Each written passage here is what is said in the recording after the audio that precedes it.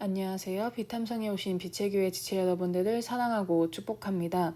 2022년 11월 8일 비탐성 함께 기도로 시작하겠습니다. 살아계신 하나님 아버지, 오늘 하나님의 말씀을 듣고 기도하게 하심에 감사드립니다. 오늘 비탐성을 통해 오늘 하루를 살아갈 힘을 주시고 그 힘으로 하나님의 뜻에 따라 살아가게 해주세요. 예수님의 이름으로 기도합니다. 아멘. 오늘은 시편 속에서 나의 기도 찾기 두 번째 날입니다. 오늘 우리가 함께 살펴볼 말씀은 시편 9편입니다. 한 절 한 절 차근차근 읽으며 우리의 기도를 찾기 원합니다. 1절에서 2절.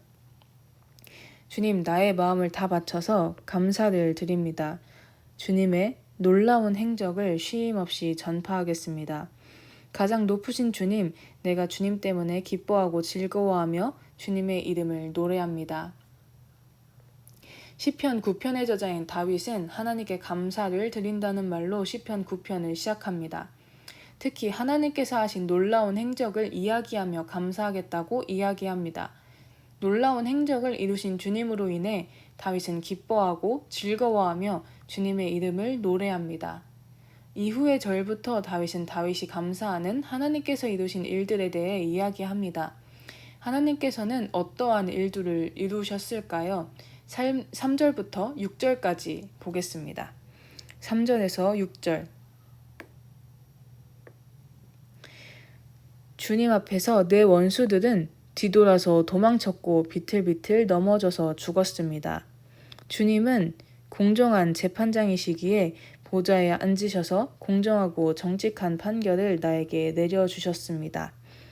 주님께서 이방 나라들을 문책하시고 악인들을 멸하셔서 그들의 이름을 영원히 지워버리셨습니다. 원수들은 영원히 자취도 없이 사라졌습니다.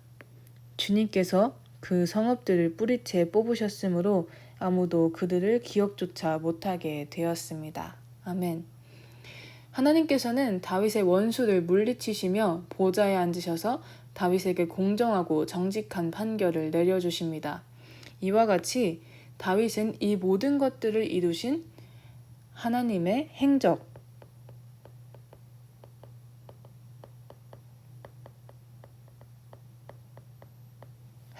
행적을 밝힙니다. 시편 9편을 통해 볼 수 있는 다윗의 기도 첫 번째 요소는 바로 하나님께서 나에게 이루신 일들에 감사하는 것입니다. 다윗이 자신의 과거를 회상하며 하나님의 일들을 찬양하던 시편 9편은 7절부터 완전히 바뀝니다. 다윗은 현재 하나님의 모습을 바라보며 하나님이 어떤 분이신지를 밝히기 시작합니다. 7절에서 10절 그리고 12절. 주님은 영원토록 다스리시며 심판하실 보좌를 견고히 하신다. 그는 정의로 세계를 다스리시며 공정하게 만 백성을 판결하신다.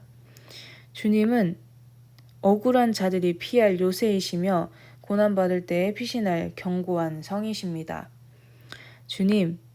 주님을 찾는 사람을 주님께서는 결코 버리지 않으시므로 주님의 이름을 아는 사람들이 주님만 의지합니다.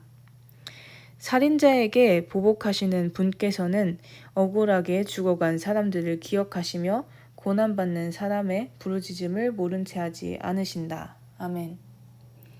하나님은 영원토록 다스리시며 보좌에 앉으신 분이시며 온 백성을 공정하게 판결하시는 분이십니다. 그리고 하나님께서는 하나님을 찾는 사람들 그리고 억울한 사람들을 지키시는 분이십니다. 이것을 통해 알 수 있는 다윗의 기도 두 번째 요소는 하나님의 속성을 이야기하는 것입니다.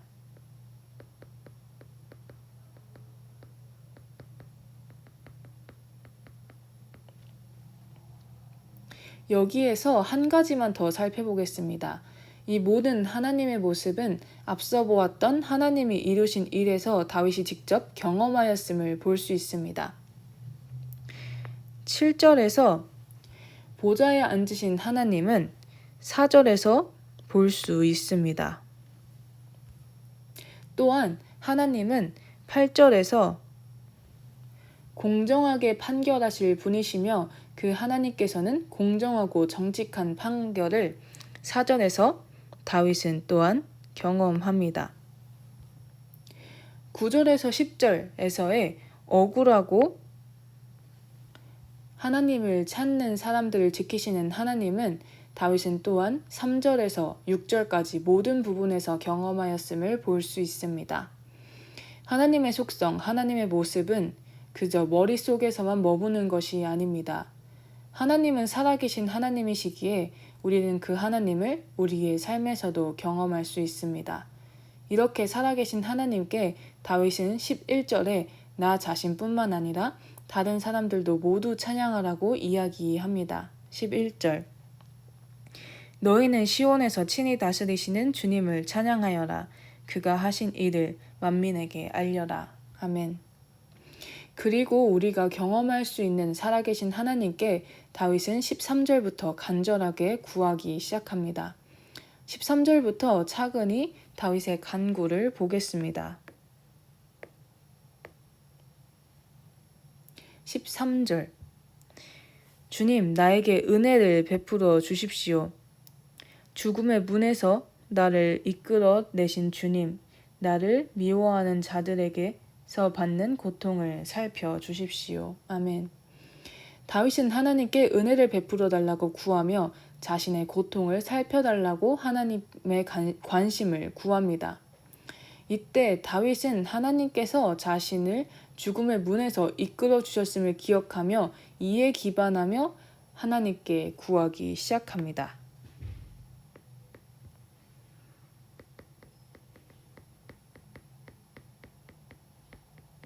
하나님께서 이루신 그 행적에 기반하여 하나님께 구하기 시작하는 것이죠. 14절 그렇게 하시면 주님께서 찬양받으실 모든 일을 내가 전파하겠습니다. 주님께서 베푸신 그 구원을 아름다운 시온의 성문에서 기뻐하며 외치겠습니다. 아멘. 다윗은 하나님께 자신을 구하여 주신다면 하나님의 구원을 시온의 성문에서 기뻐하며 외치겠다고 이야기합니다. 왜 하필 시온의 성문일까요? 시온은 어떤 곳인가요? 오늘 봤던 본문 11절에서 나왔듯이 하나님께서 다스리시는 곳, 그곳이 바로 시온입니다.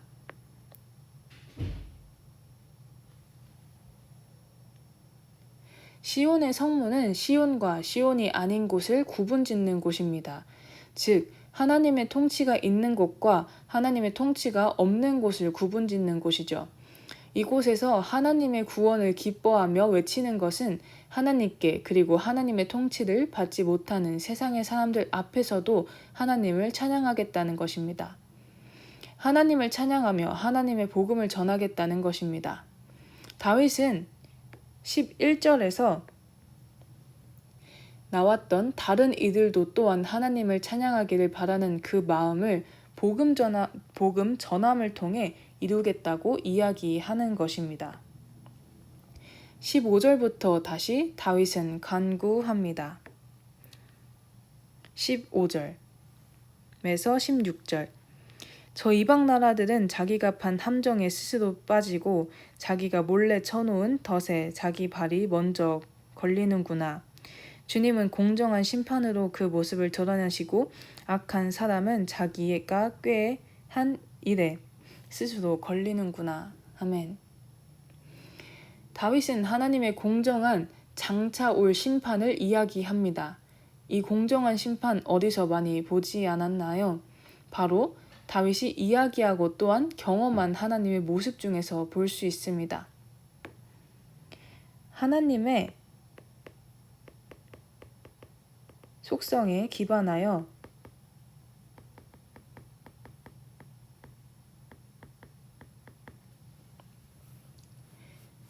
다윗은 하나님께 간구하며 예언하는 것입니다.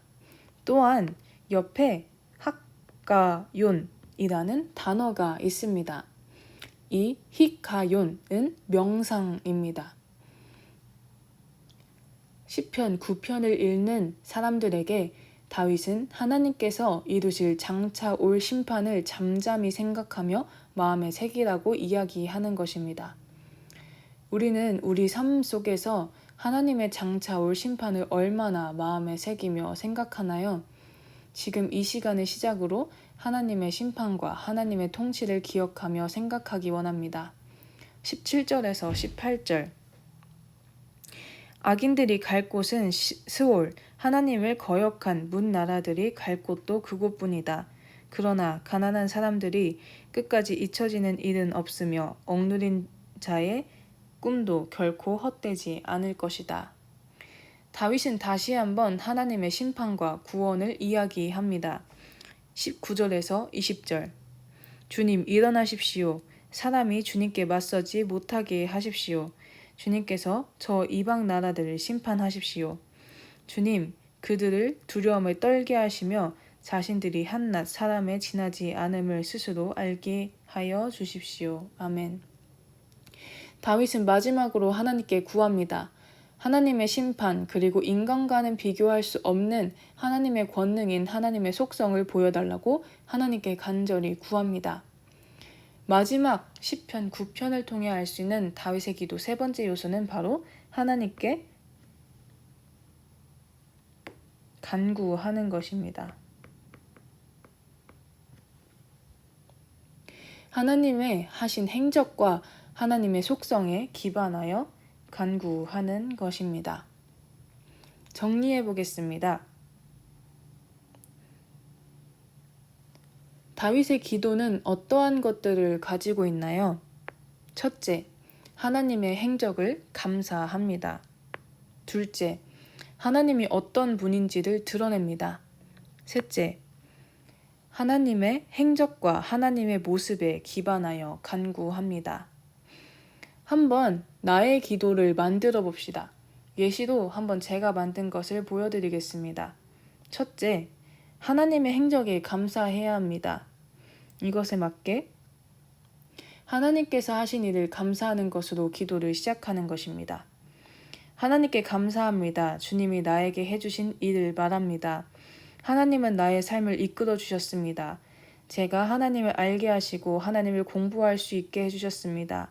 나의 어떠한 삶의 일도 하나님께서는 선한 것으로 만드시며 가장 좋은 길로 이끌어 주셨습니다. 그리고 둘째, 하나님이 어떤 분인지를 이야기해야 합니다. 하나님의 올바른 모습과 속성을 이야기하기 위해 가장 좋은 것은 말씀을 통해 이야기하는 것입니다. 오늘 하나님께서는 잠언을 읽게 해주시고 특히 잠언 16장 1절에서 3절을 마음에 주셨습니다. 하나님께서는 내가 모르는 나의 생각도 다 아시며 하나님의 계획을 이루시는 분이십니다. 하나님의 계획으로 그 뜻을 이루십니다. 나의 모든 것을 맡길 때 그 계획을 이루시는 분이십니다. 마지막 세 번째, 하나님이 하신 일 그리고 하나님의 속성에 기반하여 하나님께 간구하는 것입니다. 하나님, 오늘도 나를 이끌어 주세요. 나의 생각과 경험으로 내가 주인되는 삶을 사는 하나님과 반대되는 삶을 살지 않게 해주세요. 나의 삶을 이끄신 하나님은 내가 나의 모든 것을 맡길 때 계획을 이루실 하나님이십니다. 오늘 제가 주님께 온전히 맡기게 해주시며 온전히 맡길 때 주님의 뜻을 이루어 주세요. 아멘. 오늘 우리의 기도를 만들어 보는 것은 어떨까요? 오늘 라이프팀 카톡창에 오늘의 비탐성을 올리기 원하신다면 오늘 시편 9편을 통해 나의 기도를 만들고 그 기도를 하나님께 올리겠습니다 라고 올리시면 될 것 같습니다. 가능하시다면 만드신 기도도 함께 올리신다면 더 좋을 것 같습니다. 오늘은 특별히 제가 기도를 하는 것으로 끝내지 않겠습니다. 기도를 직접 만들어 보시고 그 기도로 오늘의 비탐성을 마치시면 될 것 같습니다. 오늘 하나님 안에서 승리하는 하루가 되시기를 축복하며 기도합니다.